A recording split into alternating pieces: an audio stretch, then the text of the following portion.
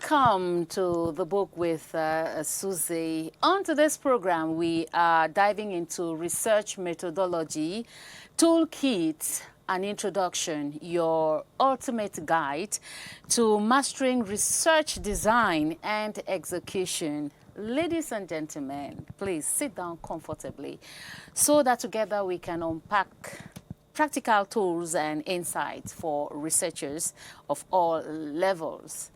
FONKA Hans, you are the author of this amazing book. You are welcome. Thank you, Susan. Yeah, I'm glad to be here. I can see that from the way you smile. Okay, well, before you had the idea of writing this book, did you ever struggle with research methodology? Yes, Susan, I struggled with research methodology. Generally, we didn't have as many documents as we even have today to write. So I had to register myself into different libraries across town, in the University Library, B&K Library, Ceres, at the SEAL Library, so that I can be able to have documentation on research methodology. So those are the difficulties that we had, and we had to move around to see what possibilities we could have in able to overcome them. What is this book solving as a problem? Susan, this book is solving a great problem in research methodology. Okay. Generally, students sometimes get into research without knowing exactly what they have to do. The time that is needed to teach research methodology probably is just because what we teach in class is just maybe 1/10 of what your students are supposed to know. And so the rest of the things they are supposed to do research to understand them. And so the classroom gives just the bits, and then you're open up to get more. So this book will help them, and it's done in such a way that it's student friendly, it's reader friendly. Okay. One problem that is also solved, it solves is also that on defenses, sometimes you find out that members of the jury leave out the candidate and they start arguing about very simple things that they could all agree on. So if they get this document as well, I think it will give us a common idea on how certain things should be handled, and we will not sit on juries and then we are arguing, because we already know what we are supposed to do, what we are supposed to say, and what they are supposed to be. Okay. I think that is the problem that this book is coming to solve. Okay, now this book, I guess it has been published already? Yes, it is published by Nya Publishers. Okay, and it's already available in the market, I suppose so? Yes, it's available. Okay, what feedback have researchers given about applying the book's method? Marvelous. Okay. Just when the book was published and students came and got copies, before I knew it, well, some got, and it's just like they were trying to see if it could help them. And then later on, I saw students coming to the office and saying, that book is wonderful. Colleagues bought, and they came back and the same feedback. So that's when I actually said to myself, means that I have solved the problem. Because when I was doing it, I didn't know how much that problem was going to be solved. But when I saw the feedbacks coming in, it now gave me the assurance that I actually did something that was worth doing. Okay, now maybe you can tell us briefly what the book is all about. It's true we have touched an aspect, but just tell us briefly what research methodology, toolkit, and introduction is all about. Briefly, this is a step-by-step approach to guiding scholars, both students and researchers, in the different steps to carry out research. It guides them on what you need to do when you want to set out to do research. What are the preliminary things you need to take into consideration when you think about a problem, because that's where research begins. A problem, you identify a problem, and then you now get out to explore that problem. So generally, this book has almost every step that one has to get to master. From the preliminaries, I've indicated the preliminaries there. The introduction. Yes. There you move to the problem, research problem, proposal, design, literature review.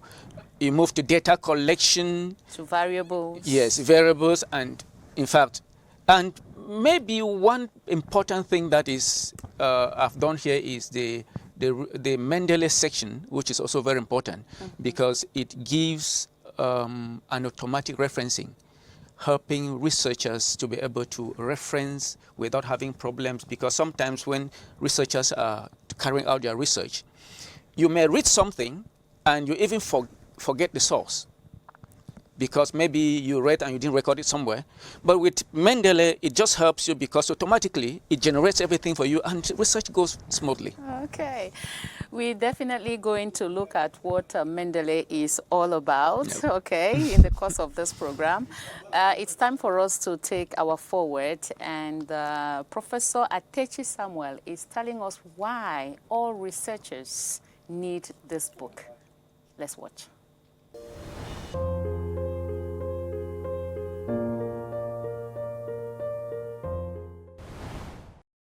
As a university professor with over 20 years of experience teaching research methodology, I can attest to the scarcity of documents tailored to local needs in this domain. This book, Research Methodology by Professor Hans, bridges this gap, offering a comprehensive guide to research methods in a very straightforward fashion. This toolkit covers fundamental concepts, research design, data collection and analysis, making it an essential companion for both novice and experienced researchers. The inclusion of research questions, practical illustrations, and two style sheets, the MLA and the APA, makes it even more valuable. What sets this book apart is its local flavor. Local flavor using indigenous examples and illustrations to make complex concepts more relatable. In essence, this toolkit is a one-stop shop for researchers, providing tools to navigate the complexities of research design and execution. It is a must-have. Grab a copy and thank me later. God bless you.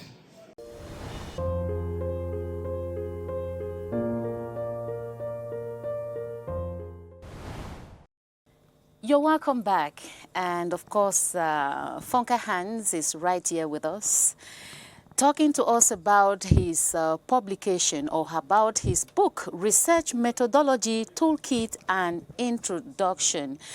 I just want to find out from you, what is the biggest challenge researchers face when starting a research project?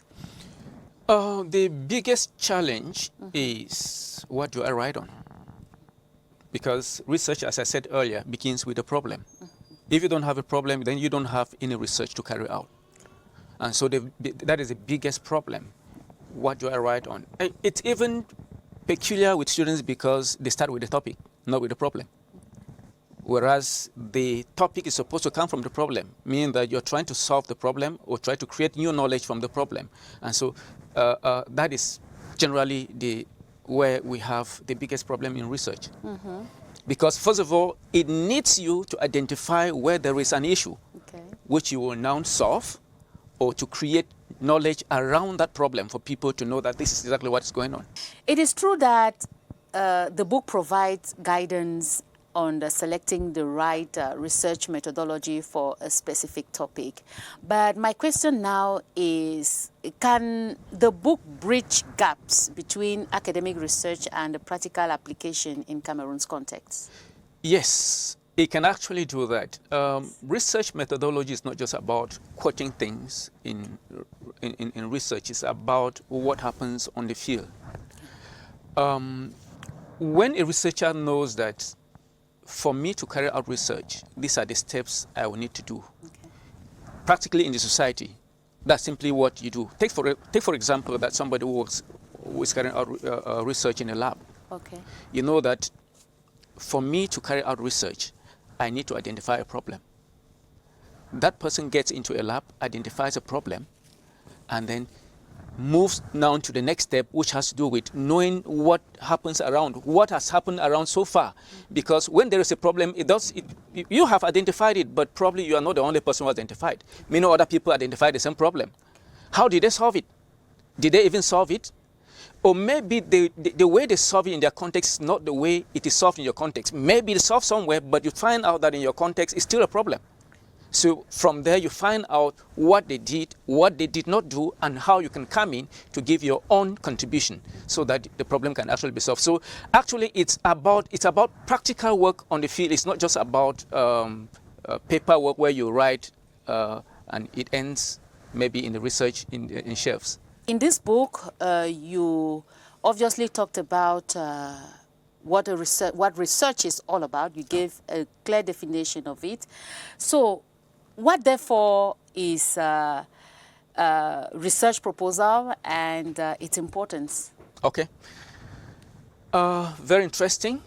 Let me begin by saying that a research proposal is the very first thing that maybe a supervisor who is supervising a student would ask from that student.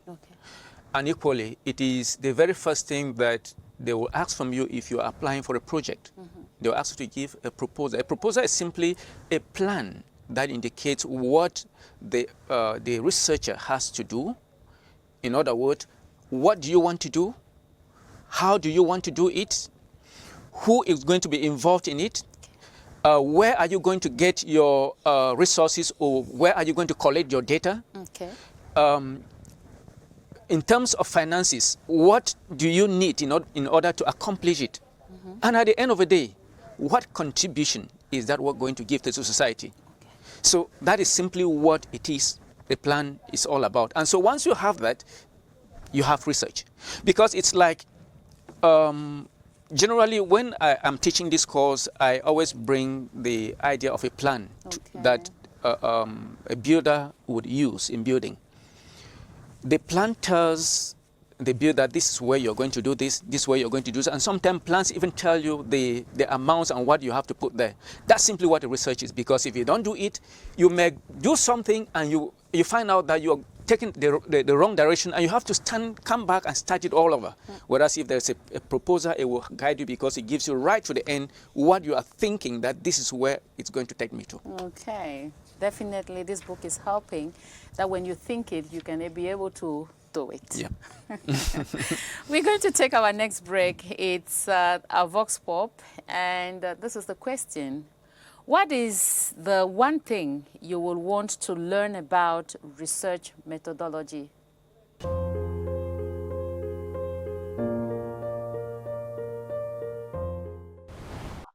The one thing I would actually want to learn about research methodology is the use of AI, use of artificial intelligence. You know, with the use of artificial intelligence, gathering and analyzing data, it becomes easier since the content is already there, so the student or whosoever that wants to use it will be able to just match it up with what he or she has prepared, and it will be easier. So we need to know if is actually helping them or not. Research is tied to any community that wants to develop. And as far as research is concerned, methodologies are manifold. There's data analysis, there are interviews, there are documentation analysis, observations, and what have you. If I want to know about research methodology, I think I have to go closer to someone who is doing experiments, over something to discover more.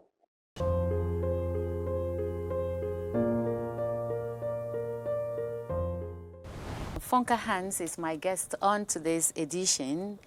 He has this book which he is presenting to all researchers. Research Methodology, Toolkit, and Introduction. Quite an interesting book.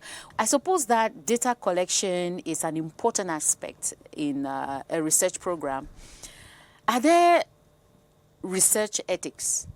Yes.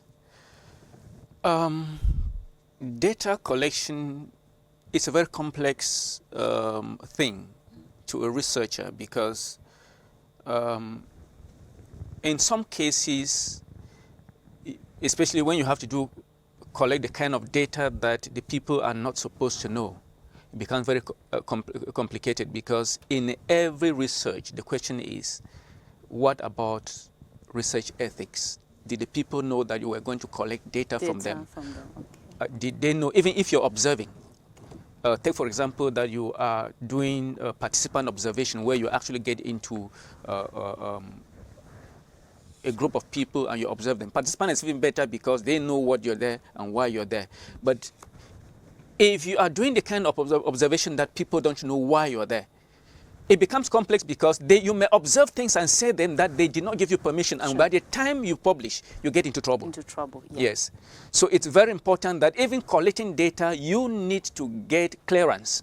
And that's why even in universities, students have to get to their departments and then go to the different places where they have to collect data. You cannot just bomb into a school environment and you start calling students and asking them questions without the school authority knowing that there's somebody there. Okay. So you will need clearance that I need to collect data from here. In whatever field, you need clearance. Okay. And so research ethics is very important. Okay.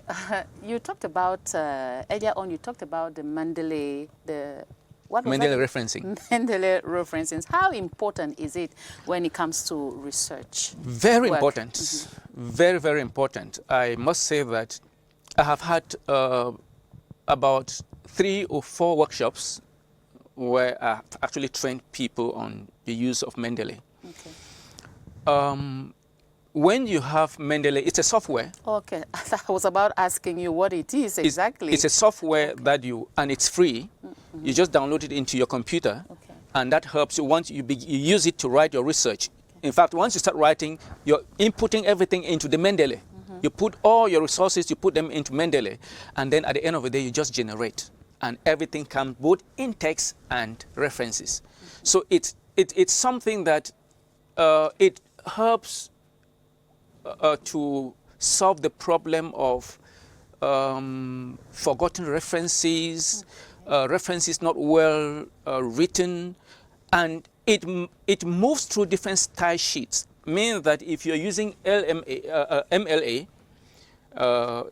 and you want to publish and they tell you that no, we need but APA. Maybe you break it down for us. MLA. It's Modern Language Association. Okay. Okay. Modern Language Association, that's a style sheet. Okay. And maybe another publisher tells you that what I need is American Psychological Association, APA. Mm-hmm. What you simply do is that you just get to the Mendeley, you click on the change style sheet, and it changes everything from beginning to the end for you. You will not do anything manually. Okay. So it's a very wonderful tool that you don't need to stress yourself doing research these days. Okay, you now understand why you need to get yourself a copy of this research methodology toolkit and introduction of FONKA Hans.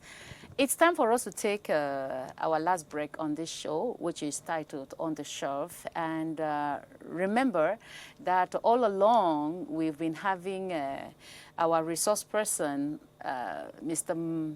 Mba Raymond, talk to us about a bookshop, all what we need to know about a bookshop. But the question we are asking him today is what is the difference between a bookshop and, of course, a library?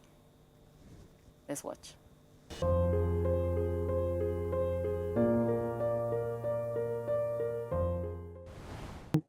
There is a dividing line between a bookshop and a library. A bookshop renders services like you come here, you buy a book, you buy a stationery, and so on and so forth. The library serves another purpose. A library is a place reserved for academic work, a place reserved for research work, a place where you can come, you borrow a book, you read to enhance your knowledge. You can come from your home with a book, and we provide you space in the library so that you can read, you can study, you can do research. But a bookshop conventionally does not offer library services.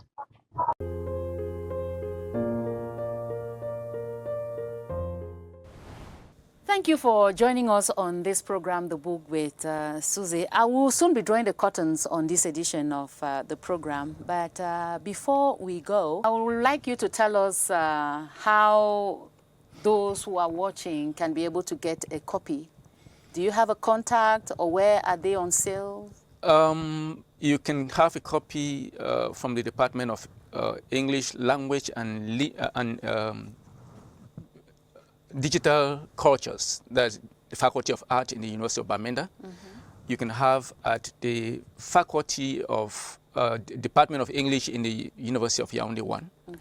And of course, with my publisher. Okay. Yes. With Nya Hans. Nya Hans. Okay. Yes. And of course, definitely they want to have a contact. Yes. Let's say a number that they can probably get directly to. Oh, so they can get through to my number. Okay. 677-734571. Okay, now look into that camera and tell us exactly why they should get this book.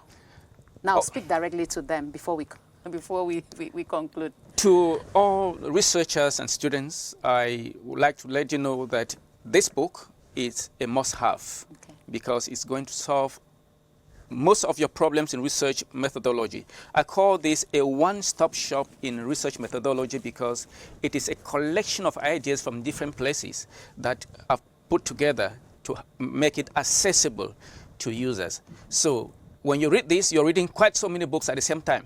So it's going to help you quite a lot. Okay, definitely it's going to help you. I think from this publication, I will definitely, enhance my way of doing research. Because, they say we learn every day, Sure. okay? We learn every day, Sure. and maybe your method of doing your research had never been the best. From this, you may want to improve on it. Okay? It's not just for scholars, it's for everyone. Thank you very much for watching this edition of The Book with Susie. And of course, I'm giving you an appointment for next time when we shall be coming up with another book that you want to have on your shelf. Thank you, and bye-bye to you. Bye-bye, Suzanne. Thank you so much. Bye-bye.